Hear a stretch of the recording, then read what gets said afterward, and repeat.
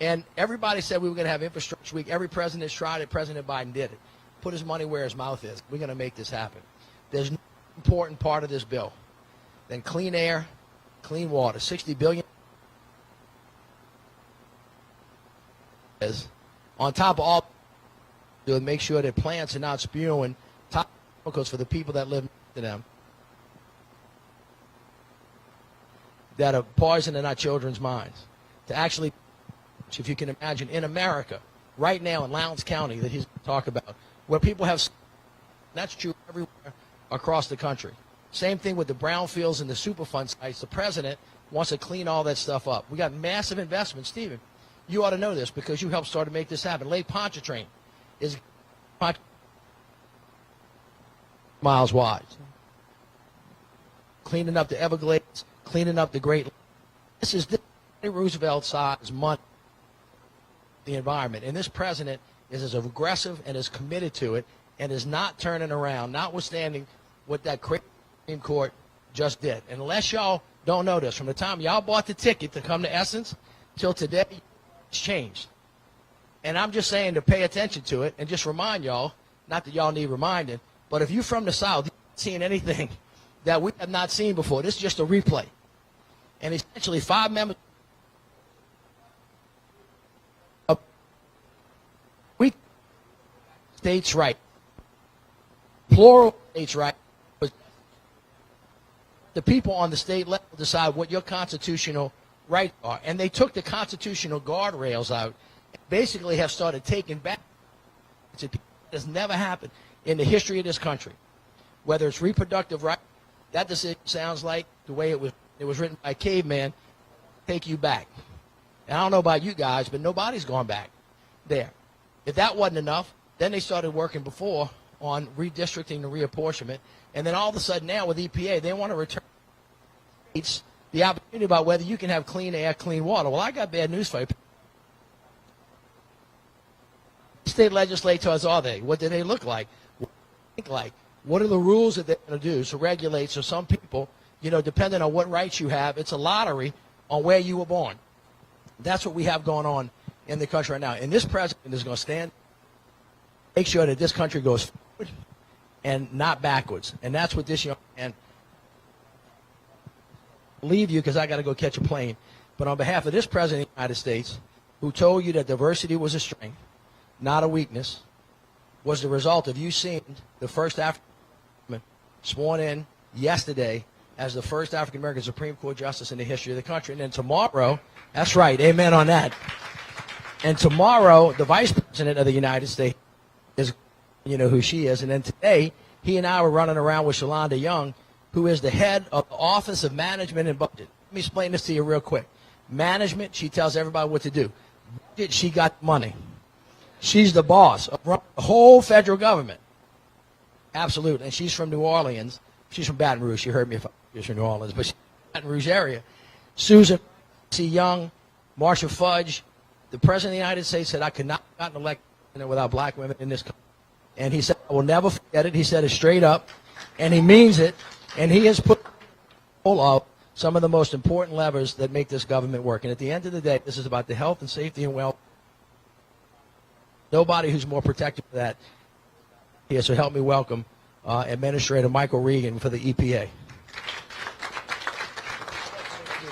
No, I wasn't supposed to bring him up in 1 second. But thank you, Mitch Landry. Thank you so much for being here. Let's give another round of applause as he catches his flight. So a little bit of housekeeping. First, we would not be here if it was not for the tremendous generosity and support of our partners. And so I want to recognize our partner organizations who are helping put on this event today. So the Environmental Defense Fund, the Union for Concerned Scientists. Yes, give them a round of applause. NRDC, We Act for Environmental Justice, and the Climate Action Campaign. Please give them a round of applause. And we want you all to connect with those folks who are here today as we continue to work together to make progress on all these amazing issues. So I have the pleasure of bringing up a tremendous individual. She has amazing experience working actually formerly at the EPA as a regional administrator, but is now doing amazing work at the Environmental Defense Fund as the Vice President of Community Engagement. Please join me in welcoming Heather McTeer-Toney.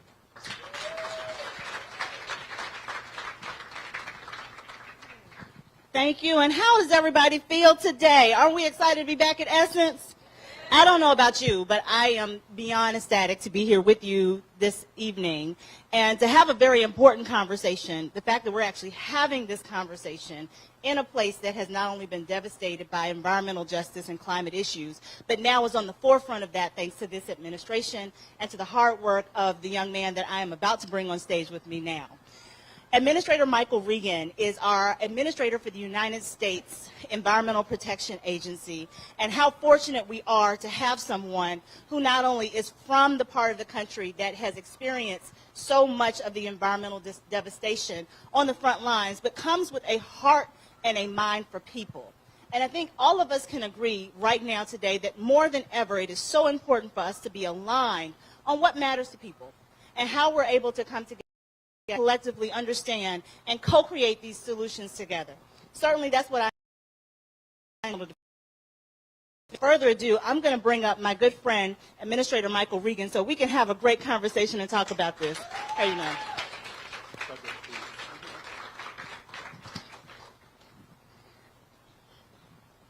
So before we get started on this conversation, I have another ask of everyone.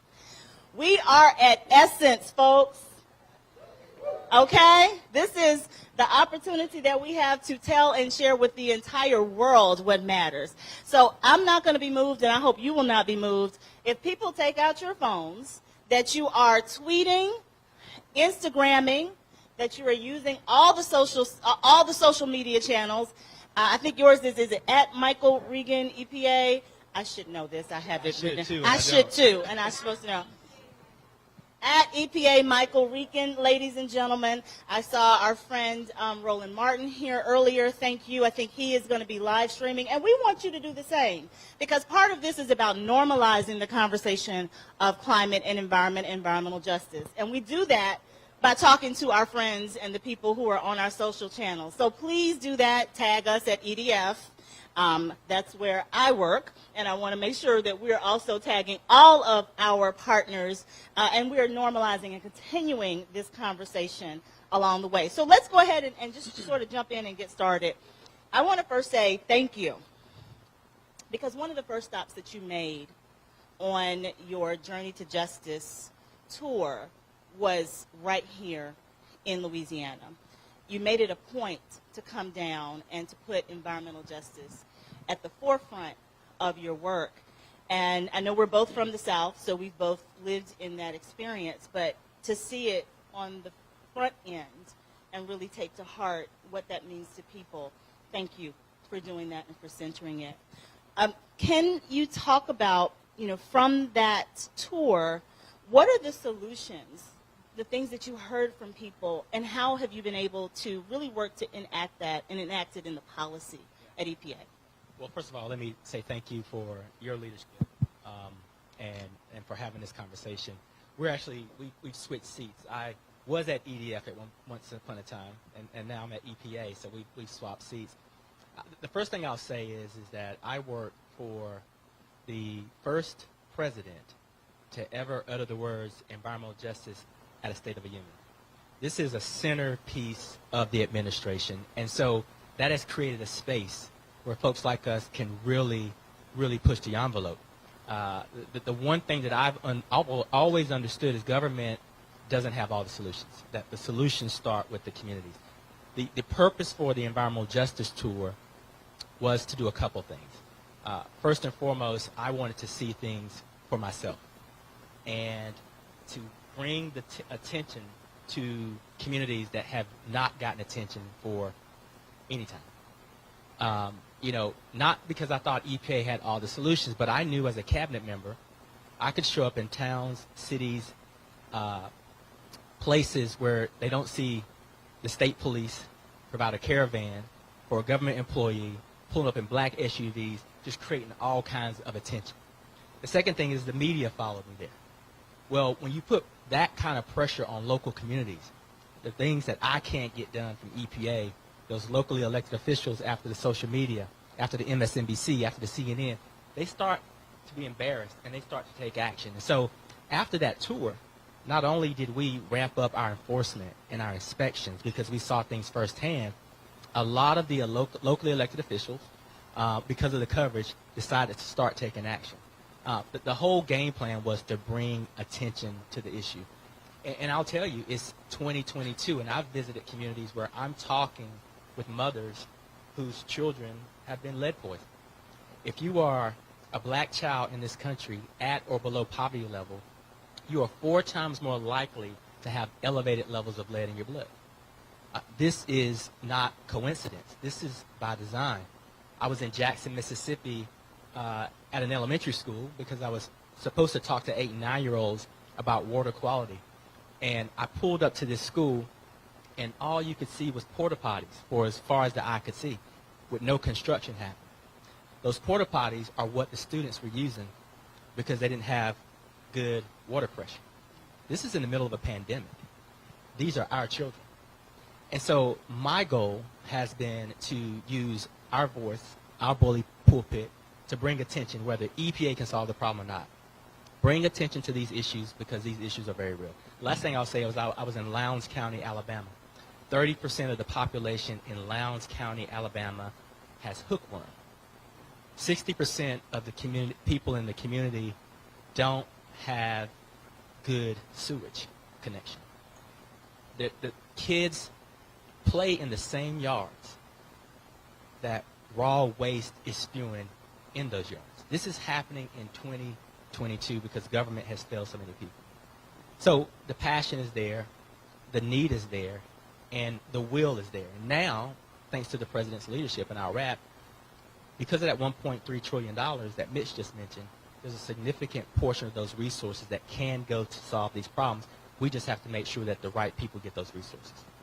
You know, it's amazing to think about the fact that we are sitting in a space where not only are we having to address these issues, but we're also having to correct past harms at the same time. And I think we are all grateful for not only the work that you're doing in that space, but the encouragement that you're giving, and what I'm hearing is the call to action for all of us.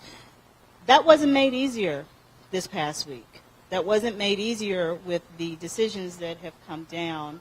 And I know that you put out a public statement really stressing the public health aspects and the continued work that we have to do. And just knowing that there's been such a great recognition of the disparate treatment and impacts, as you've described, for minority communities, particularly black and brown communities. Can you talk a bit about how we are going to, or what you could encourage us to do to really encourage local, state, federal policy to come together and put action with what both Mayor Landrieu outlined, what the environmental groups can do? How can we turn that into action in light of the opinions that we've just experienced? Well, this is one of these situations where you wish you could Monday morning quarterback it. I mean, it's unfortunate that we don't remind ourselves that the power of our voices is something that we have to use. We have to wait for a Roe v. Wade, or we have to wait for the Supreme Court to roll back, our Clean Air Act statutory authorities. So, we have to have a sense of urgency. Congress gave EPA $100 million just to focus on environmental justice grants and air quality monitoring. We're trying to distribute those resources to organizations that have never had a seat at the table. The big national green groups have finally started to mobilize and rally around environmental justice, but we also don't want to overlook those groups that have been on the ground since day one. Collectively, with the big green groups and those organizations, we need to push resources collectively from philanthropy to our budgets to really shore up the infrastructure of those people on the ground. It's nice for me to come into town and talk to people, but I'm not a trusted voice of the community. The trusted voice in the community are the community members themselves.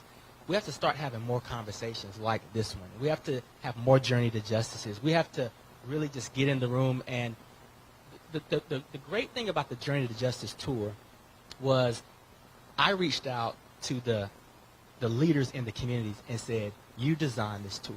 You tell me where to go. You tell me what time to show up. And that's something different because typically we'd work with our congressional representatives. We'd strategically choose the places that we knew we wouldn't get yelled at. We'd make it look really good. This time around for Journey to Justice, not only were we invited into these communities, these people poured their hearts out and told us these stories. And we were able to capture it and just show America that in 2022, this stuff is happening. And it's become a movement. Everywhere I go now when I travel the country, people say, okay, what's the next leg going to be like?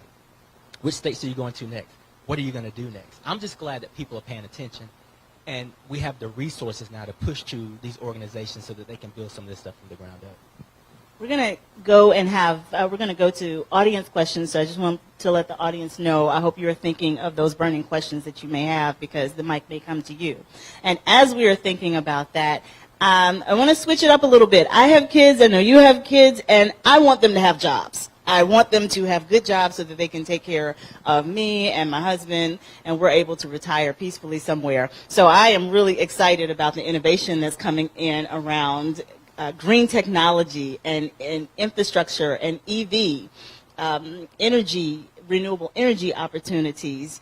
What are you excited about in that space? And I'm assuming you're like me. Eventually you and your wife want to go somewhere and sit down somewhere and have the kids take this over. What excites you about what's coming up in green technology or green energy and innovation? I think that what's exciting to me is, and I have this conversation with former EPA administrators all the time, this is a new day. This is a different time. So I can talk about technology and the connection to economic development. I can have conversations with the Secretary of Defense about how clean energy is part of the national defense strategy. Technology is everything. And people look at EPA and say, you guys write rules. We don't just write regulations. We write technology standards. We want the private sector to innovate. So I'm really excited because let's take, for example, the Supreme Court decision yesterday.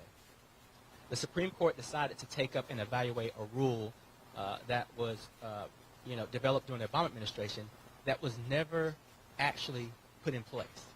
So it's an artificial evaluation to begin with. Well, they struck down a rule that never took place, but in the meanwhile, the power sector took that rule seriously, and they met the stringency of that rule 11 years prior than it was supposed to be met. Why is that? That's because the market demanded it. That's because people demanded it. It's not because the power sector decided to have a conscience in case the rule became law. It is financially, strategically, technologically available, achievable, and should be done. And so I'm excited because it's the future. Technology is the future. So basically the power sector went ahead and paid for it in advance and put it into place and are basically saying from what you're hearing, you know what, we're not going to go back and waste that money again because we've already spent it. So how can we keep that moving forward? What do you think the average person needs to know about that? Because you're right.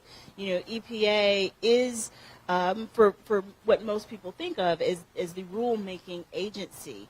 How do we help the average American really understand, the average person, family member who's sitting at their kitchen table trying to manage their budget and energy costs? How do we help them understand the power of what EPA has and does and how it can work for them? I think we have to do a better job of explaining at the most basic level. My job is to provide good quality drinking water, clean air, try to stave off this climate crisis, make sure that our landfills, our brownfields, our Superfund sites are not disproportionately impacting our communities and are cleaned up. This is just about clean air, clean water, climate change. If people take that for granted, it's one thing.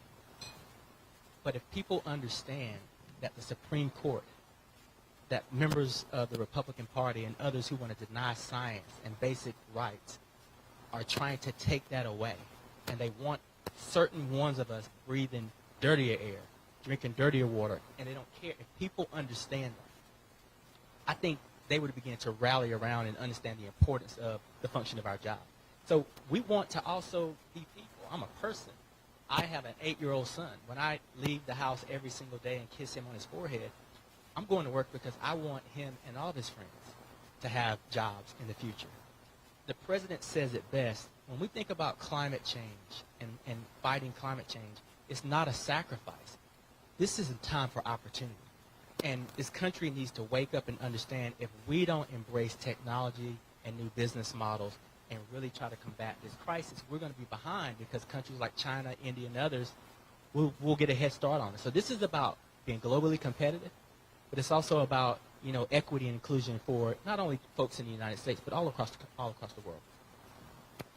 We have time for a question. Do we have a question from an audience member? If you would raise your hand. I believe we have a microphone that can come to you. If you would tell us your name and where you're from and your question. Certainly. Administrator Regan, it's such a pleasure to see you. I am Patrice Willoughby, a Vice President of Policy and Legislative Affairs at the NAACP. And one of the issues with electrification and with all of the funds that are in the federal pipeline is how we connect those funding streams to communities of color.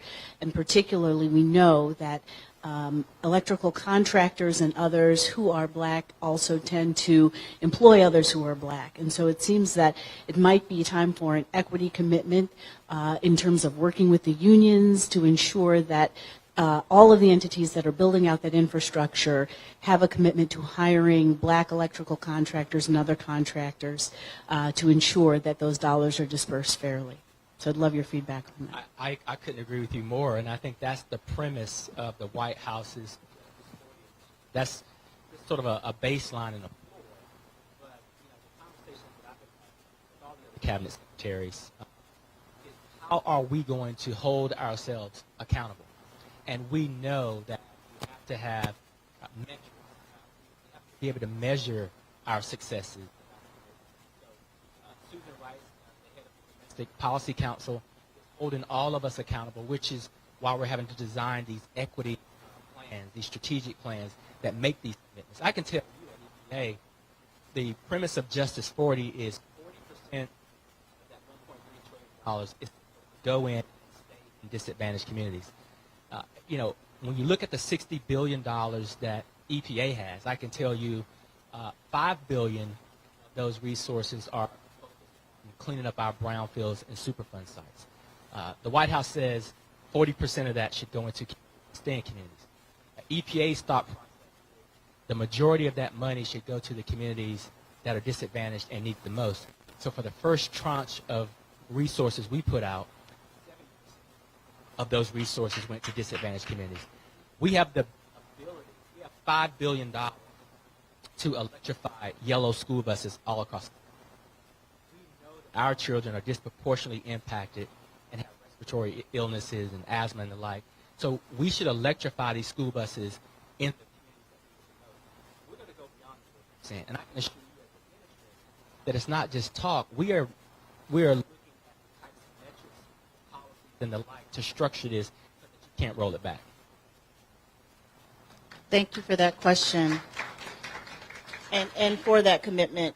One of our affiliate organizations, Moms Clean Air Force, we were really excited that our moms were able to come out and that you came out to see the kids and to ride school buses, but really show that commitment to making sure that they're in communities all over this country, regardless of their socio-demographics or their size, but that we are able to reduce pollution in a way that impacts children, impacts health, and also the economy. And I think electrification is clearly one of those opportunities. Do we have another question from our friends over here? I'm so happy to see at Black Millennials for Flint. And I'm sorry, I introduced y'all for yourself, but please go ahead and give your name and where you're from. Latricia Adams, founder, CEO, and president of Black Millennials for Flint, and also a White House Environmental Justice Advisory Council appointee. I'm also a K-12 educator, administrator. I think it's a really... I really like the segue that you spoke about children. I'm interested in what the implications are about more integrative strategies with K through 12, particularly as it relates to green jobs. Also making the connection back to my sister from the NAACP mentioned, we want to make sure that we are actually training and building the capacity of our youth so that they can go forth into the world and actually claim these jobs, particularly for communities of color, so for our black and brown children. So really interested in what strategies or ideas you have with the implications for K through 12. Well, you know, I can say we're going to sort of go from our, number one, Rosemary Inabakare, who is here, back here. This is my associate administrator for outreach and building capacity. Rosemary runs our educational outreach arm, right? She's been doing some amazing things in thinking about how we move our budget around so that we can focus more on K through 12 and that we can focus on our HBCUs. We need to build capacity with our HBCUs in our K through 12. I've also been spending some time with Secretary Cardona as well. You know, EPA hasn't historically had a significant resource allocation to focus on education. Since I've been in this position, we're trying to redirect resources to do that. But instead of wasting time, I'm spending more time with the Secretary of Education and trying to really get environmental education and education around climate and indoor air quality, all these things that are impacting our children, trying to develop the right partnerships to do that. So it's definitely top of mind, and it's something that we're really focused on. Thank you. Thank you for that question. Do we have time for one more? We have a question right here.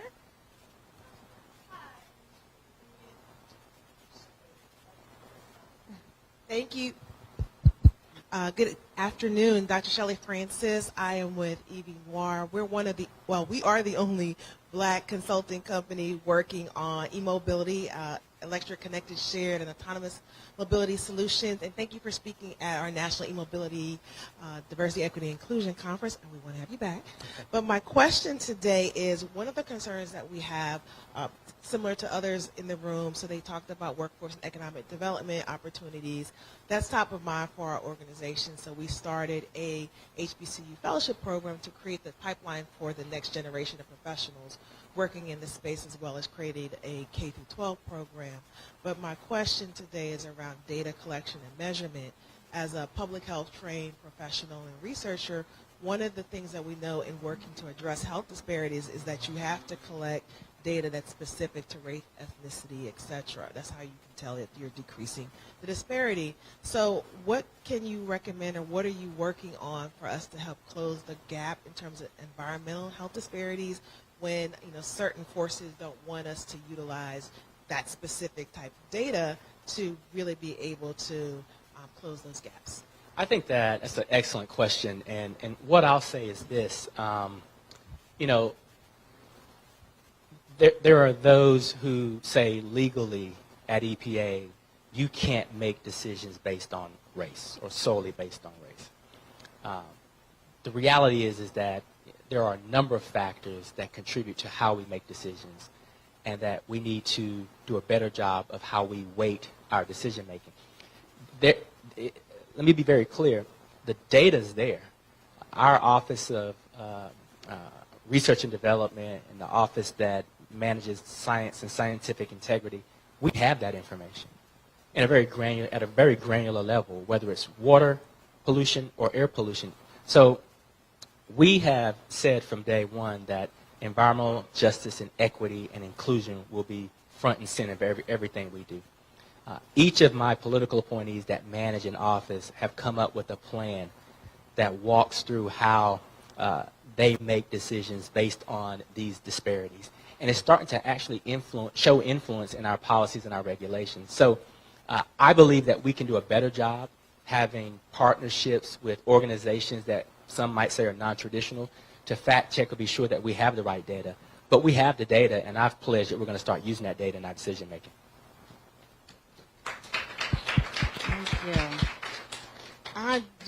I don't know if we have one more. If not, I am going to first thank you so much for coming and spending this time and centering this as a part of your visit We know this is Essence, and everybody is excited to be back at Essence, but to have this opportunity to spend time with you and to hear from you, I think is very meaningful, not only to everyone who's here, but also to everyone who's listening in and who's connecting with us. So thank you so deeply.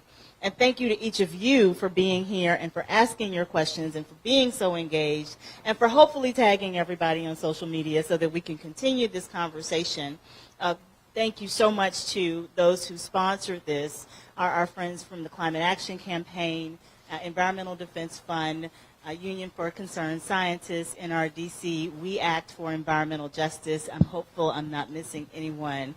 But again, this is Essence, which is about a family effort to come together and really think through the solutions, and you have laid those out for us so well. I hope everyone has taken what the call to action is, and I will ask you to give us the last word on what you want us to do when we get up from this space and leave that can help you. Well, thank you, number one, for creating this space to have this conversation. And I'll be just really direct. The reason that we are here, that I am here, is because this administration understands that black women are the backbone of this party. And the president is where he is because of black women. And we can't pretend that all of the solutions come from Washington, D.C. We know where the solutions come from. So we want to bring Washington, D.C. to those who have the solutions. So that's why we're here. So what I would say, when we all leave here, let's just pledge to stay connected. If there are questions that you have about our agency, please reach out. We can satisfy those questions so then you all can tell me what our partnership should look like. We can't be successful without you all. And I'll say it again, $60 billion, billion would it be, $60 billion for clean water, clean air, and cleaning up our landfills and our blighted spaces. If you all want your communities to receive their fair share, we need to hear from you. You need to hear from us. So this is a partnership, so I'm asking you all to be good partners and help us with these solutions. Thank you.